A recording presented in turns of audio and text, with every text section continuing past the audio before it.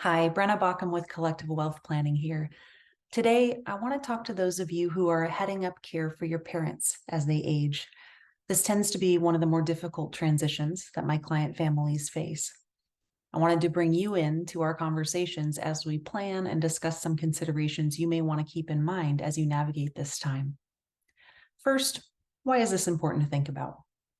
Well, the odds are pretty high that we are going to have some level of long-term care need in our lifetime. 7 out of 10 people will require that. 70% is pretty high. The average monthly care costs can range from $5,000 to $12,000 or higher, depending on where you live and the level of care that you need. And we'll need to be spending that monthly amount on average for 2 to 4 years, which can total anywhere between $120,000 and $575,000. So this is obviously a critical life transition to plan for mindfully. Some of the questions that you may want to be thinking through during this time are, what income sources does your parent currently have? And will any of them change? So pensions can have end dates. Investment withdrawals may need to change one way or another. What type of insurance does your parent have, and what do those policies cover? We mean everything from Medicaid or Medicare all the way up to long-term care insurance and anything in between. Does your parent need the support of your resources at this time? And if so, which ones? In these situations, it's important to remember that financial resources and support aren't the only things we need to plan for. In many cases, it's your time that is needed, and we should be talking about whether the process of making space for that time has a financial tether to it. It often does. In-home respite care for a couple of hours is a great example of this. Will your parents age in place? And if so, do we need to talk about safety modifications around the home, like a ramp or grab bars? Or will they instead move to a retirement, skilled nursing, or memory care community? And if so, will that be near you? And what role might your siblings play, if any? Does cognitive decline run in your family? This is an extremely important question when determining what type of care and which one of those communities might be most appropriate to consider.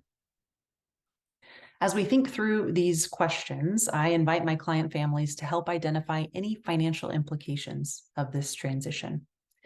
How will day-to-day expenses and cash flow needs change?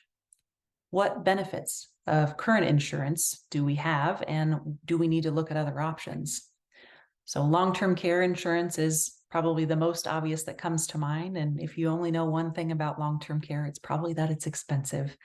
But in some cases, it's vital, and that's particularly worth exploring for those who have a history of cognitive decline in their family. Hybrid policies have grown in popularity, which are essentially a life insurance policy with a long-term care element to it. Short-term recovery care can be an alternative to long-term care policies. They're often far less expensive with no elimination period. That is that period of time between the qualifying event and when the policy starts to pay out. The drawback of these is that the care lasts just 12 months, so short-term, as the name implies. So if we do need long-term care, what type do we need? We can never answer the question of how long will we need it, but we can use some of the averages mentioned at the open, as well as family history, to help guide some decisions.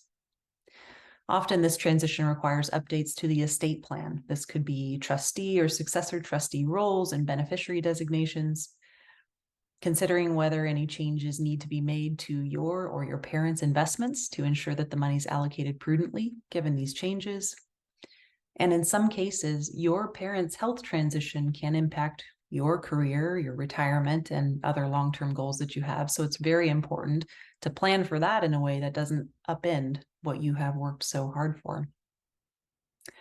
So a few resources I wanted to share in your learning around this. So I love this cost of care estimator from Genworth.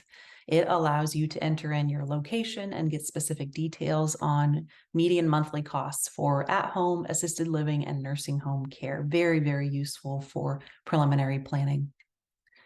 Eldercare.com is a resource for finding professional elder care near you, and it's particularly useful if you're looking for someone to provide in-home care. Seniorliving.org is a very robust website with several resources to help support you and your parent as you navigate this time. The Administration for Community Living is a site that's really centered around the principle that everyone should have choices in where they live, including as they are aging. I think that this time can feel like a lot of limited choices. So very important for both you and your parent to feel and maintain as much autonomy as possible. And finally, the Stanford Center on Longevity has a really robust article library with resources that you can dive into on specific concerns around aging. And finally, here are 3 books to support your heart through this transition. At its best, financial planning covers emotional and practical elements of what you are facing, so please don't discount this important aspect. The first is Being Mortal. I think this book should be required reading for all human beings. The next is The Conscious Caregiver. Actually, the book's full name is The Conscious Caregiver, A Mindful Approach to Caring for Your Loved One Without Losing Yourself. So that may give you some insight into what's covered there. And finally, Role Reversal, How to Take Care of Yourself and Your Aging Parents. So this kind of goes in the realm of putting on your oxygen mask before you help others. The infographic we've been looking at together is linked right below. Feel free to download it so you can click on any of the hyperlinks for these resources to learn more. Aside from having children and retirement, walking alongside your parent through this season of life is one of the biggest transitions you can face. If you don't want to do it alone, I welcome the conversation. Take care.